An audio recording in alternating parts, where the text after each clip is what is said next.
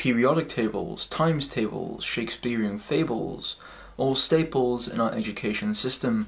But wait a minute, have we been fooled? How come financial education doesn't come up when we're schooled? I don't want a nation of thinkers, I want a nation of workers. Those are the words of John D. Rockefeller, widely regarded as the richest American of all time.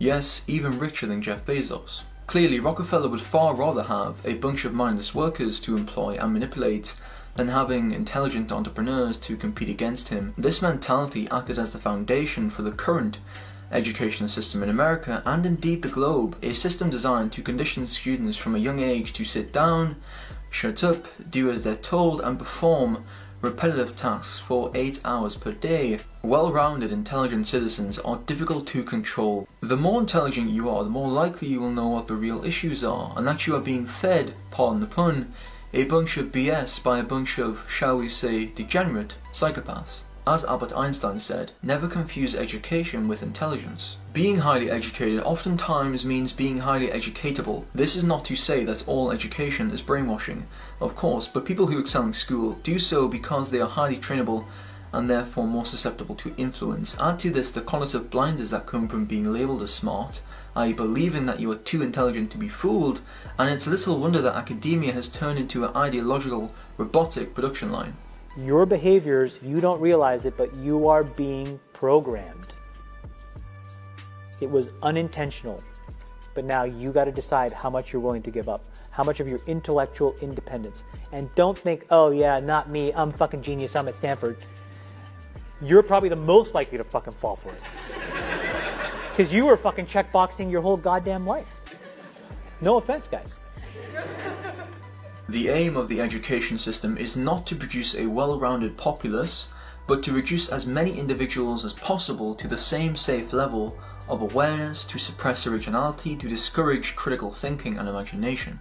Then there is the dumbing down of an entire generation. You and I come from a period where hip-hop had a purpose. It wasn't just a lifestyle. It wasn't, and it was a lifestyle, and it was a cultural phenomenon. But Public Enemy, KRS, all those guys. What's the health of hip-hop now? The music itself is healthy, but have we lost? We've lost a lot of the attention. People aren't mad anymore. Yeah, well, the content has gone down. At one time, cultural movements such as hip-hop were actually used to push positive messages to the youth, including the importance of financial independence and ownership. Now, not so much.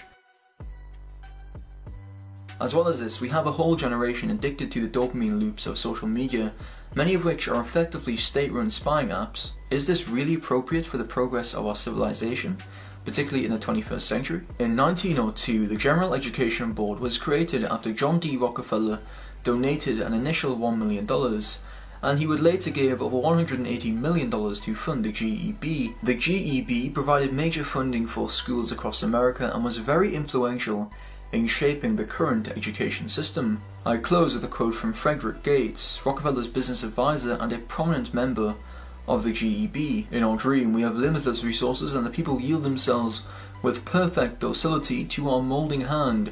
We shall not try to make these people or any of their children into philosophers or men of learning. We shall not search for embryo great artists, painters, musicians, nor lawyers, doctors, preachers, politicians, statesmen, of whom we have an ample supply. The task we set before ourselves is very simple as well as a very beautiful one, to train these people as we find them to a perfectly ideal life, just where they are.